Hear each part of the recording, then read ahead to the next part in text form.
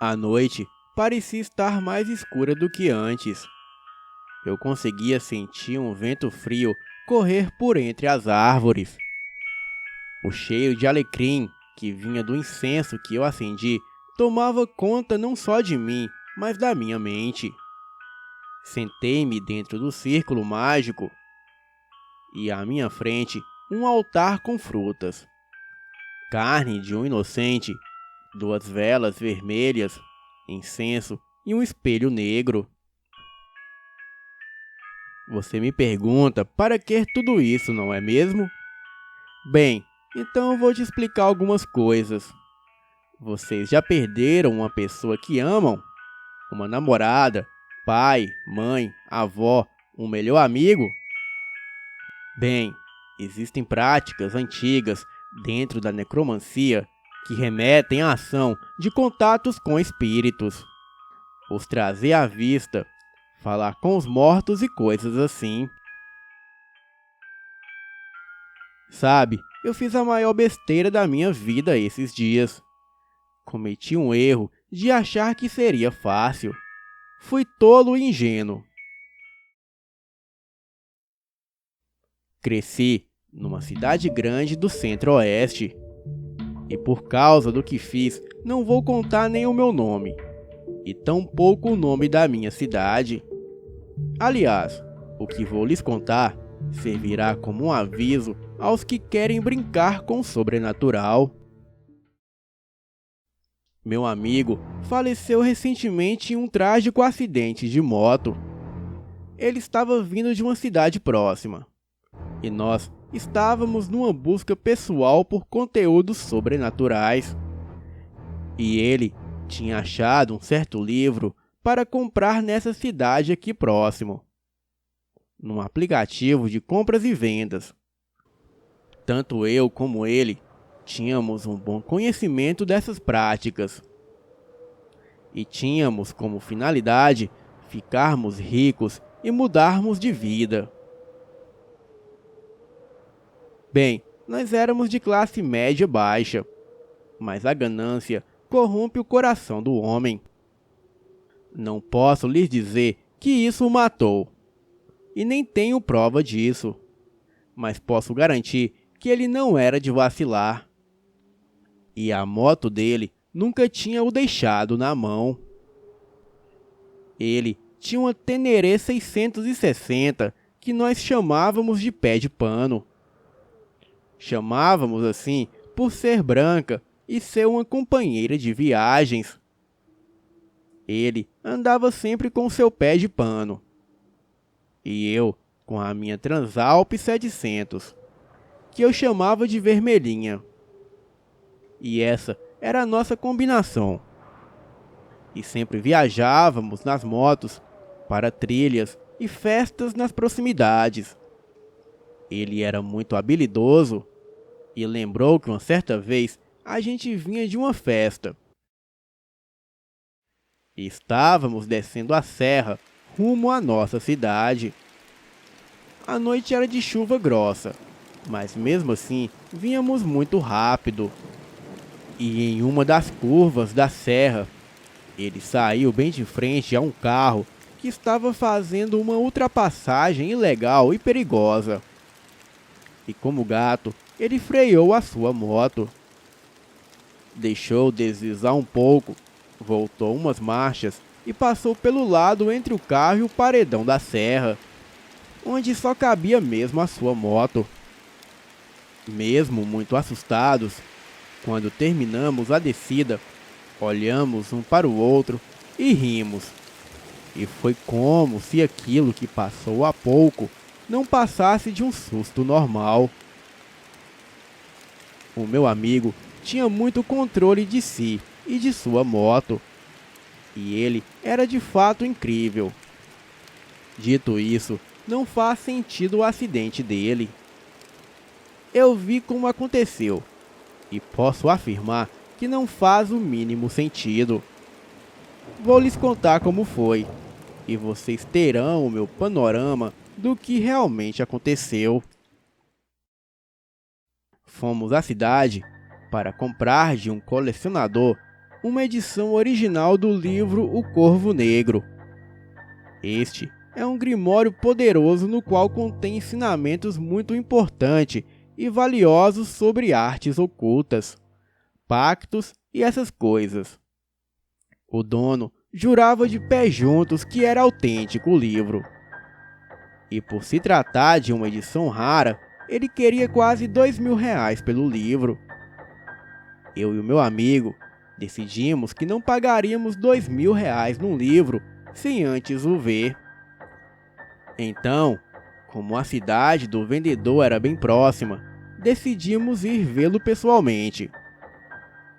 Marcamos de encontrá-lo na pracinha da cidade, pois assim não precisávamos o incomodar em sua residência. E ainda estaríamos em um lugar público. Pensei nisso por não saber que tipo de pessoa era aquela. O homem veio nos encontrar na praça acompanhado de um amigo. E eu não o julgo por isso. Pelo mesmo motivo, eu queria ver pessoalmente, eu imagino. Afinal, ele era um desconhecido para nós. E nós éramos desconhecidos para ele. E até então tudo normal. O homem nos mostrou o livro. Era um livro grosso de encapamento artesanal, de um material que eu poderia jurar que era couro. Era claramente escrito e ilustrado à mão. Haviam instruções na capa, as quais diziam: o portador do livro deve ser batizado, ter os pecados absolvidos e jamais ler ou fazer uso do material em cemitérios ou terrenos de descanso, e receber sempre a extrema unção antes dos ritos e estudos. Dados os avisos, tive a noção de que o conteúdo era de fato real e perigoso. Pagamos o homem e cada um deu R$ 1.000. E o cara fez mais um último alerta. Ele disse que não deveríamos ser pego pela polícia ou blitz com esse livro, pois este couro era couro humano. E a sua escrita era feita com sangue humano. Assentimos com a cabeça e saímos. Vi pelo retrovisor o homem acenar. E por um instante eu podia jurar ter visto o homem se abaixar e correr de quatro como um animal. E quando chegamos num posto de gasolina, avisei o meu amigo sobre o que eu achei ter visto. E ele disse que poderia ser apenas uma ilusão de ótica. Concordei com ele. E então saímos em direção para casa. E quando estávamos a quase 20 quilômetros de casa, víamos as luzes dos postes iluminando a via federal. Era a avenida principal. Uma chuva torrencial banhava a avenida. E nós não estávamos muito preocupados. Os pneus estavam novos e os motores revisados.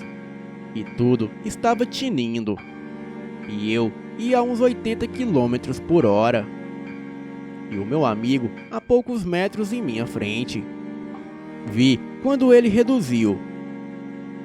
Ergueu-se na moto como se observasse algo na pista.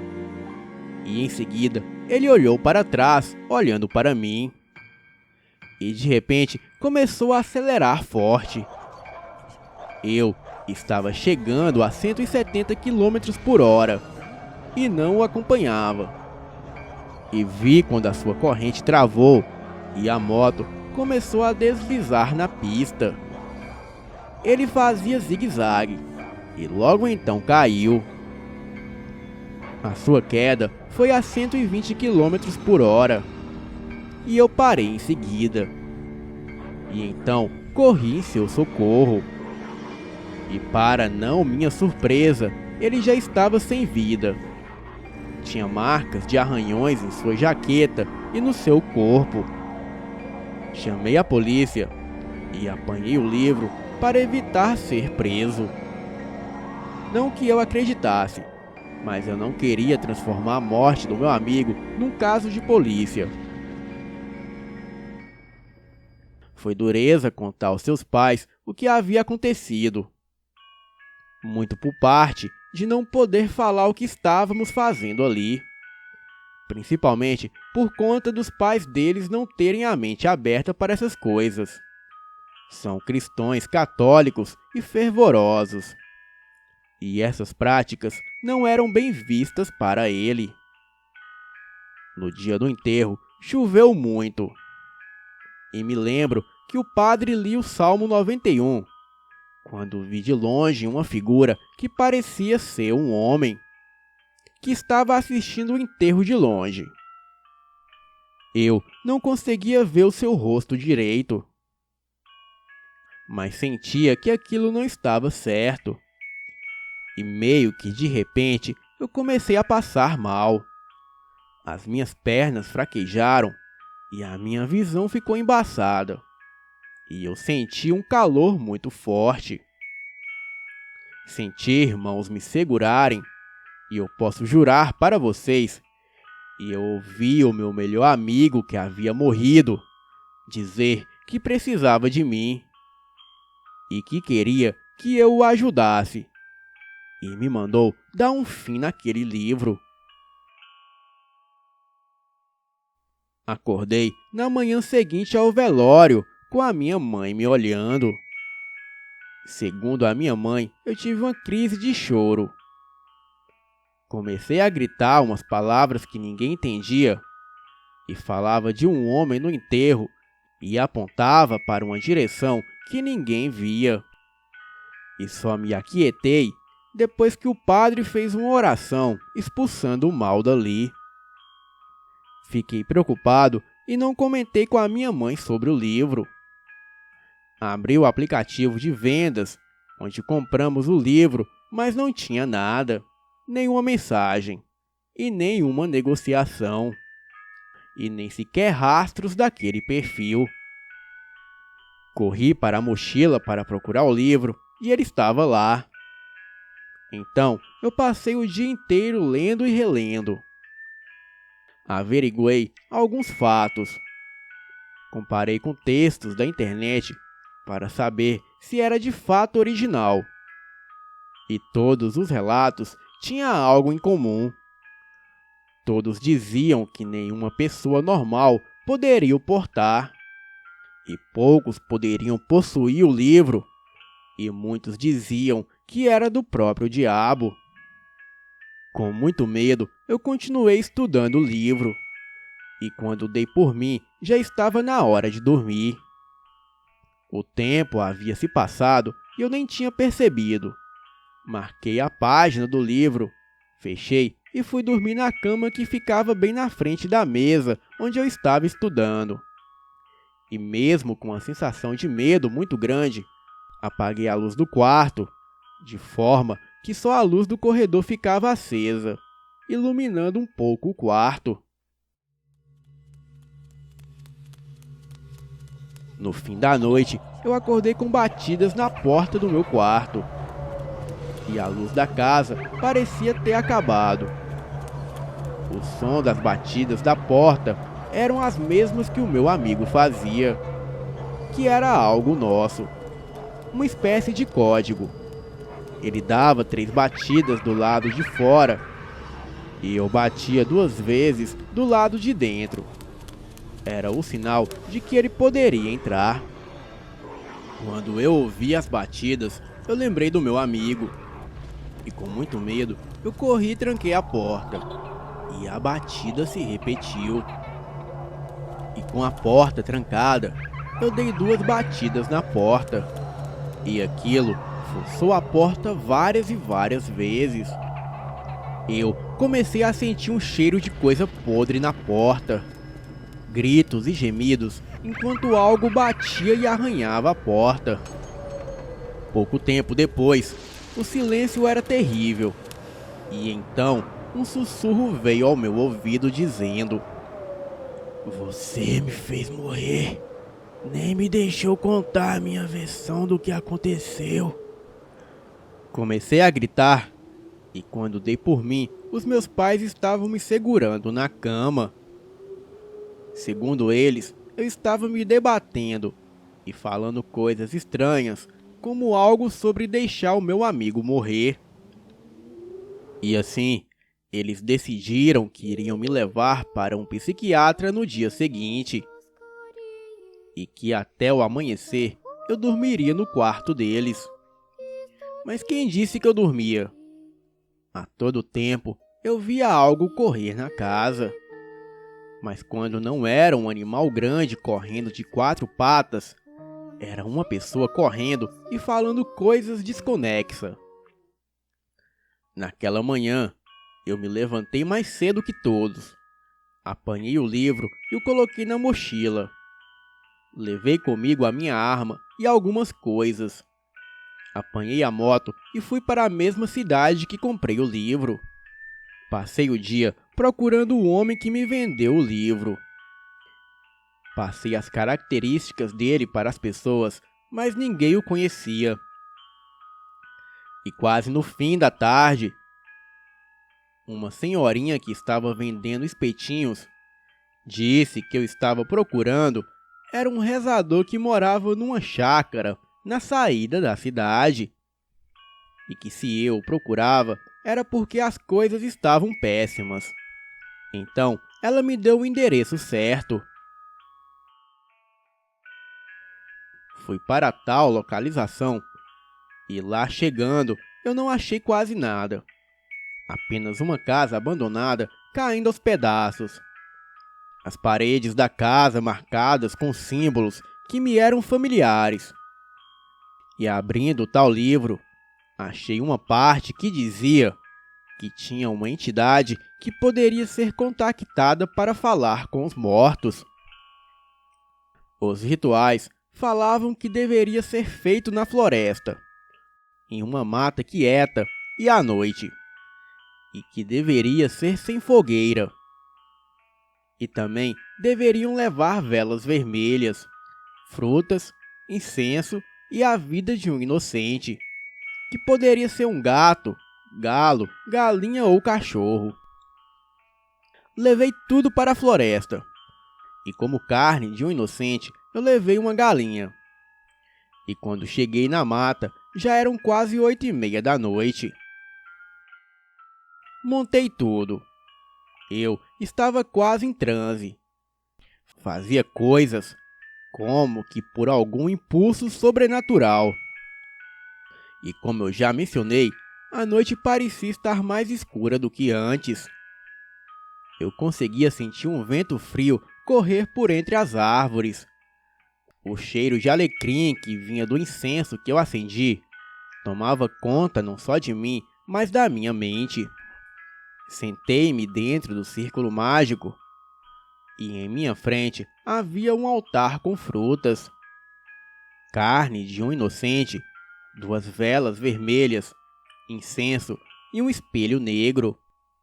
Eu vi, quando em minha frente, caminhando despercebido, veio um ser muito alto. Era um homem, ou quase isso. Era algo que parecia um homem. Tinha cabeça e pernas de bode, e o seu pênis era enorme, e tinha seios como de uma mulher, asas que pareciam de um anjo, e uma túnica vermelha com adornos dourados que o cercavam. Aquilo veio e se sentou em frente ao círculo. Aquela coisa dizia que o meu desejo era possível e fácil, mas que teria um preço. Eu nem sabia o que falar, pois não havia falado para aquela coisa o que eu realmente queria. E foi quando ouvi algo se aproximar. E quando fiz menção de olhar, senti alguém tocar o meu ombro e dizer que estava tudo bem. E que ele só queria se despedir de mim. E que estava na minha vez de mudar de vida. Os meus olhos se encheram de lágrimas. Senti um frio que correu meu corpo. Era a voz do meu melhor amigo que queria se despedir. O meu coração se encheu de dor e eu chorei tudo que tinha chorado no velório.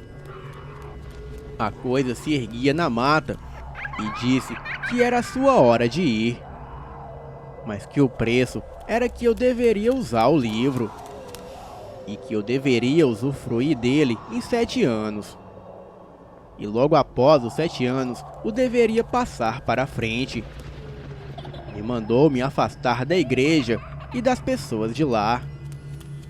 E que eu deveria usufruir da vida livre.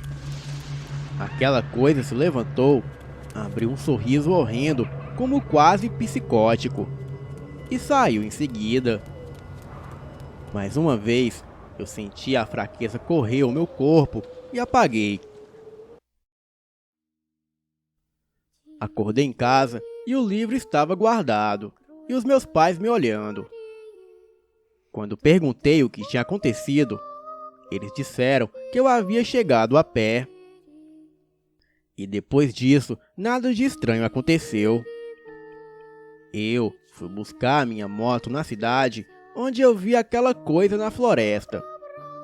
E na volta, eu passei num posto de gasolina, quando um dos frentistas me reconheceu e me perguntou se eu estava bem.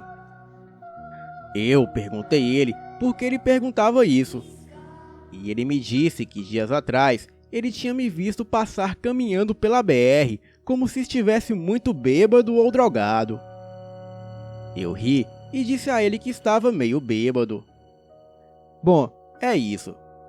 No mais, eu vou deixar o oculto no oculto.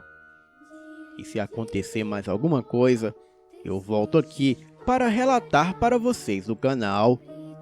Boa noite.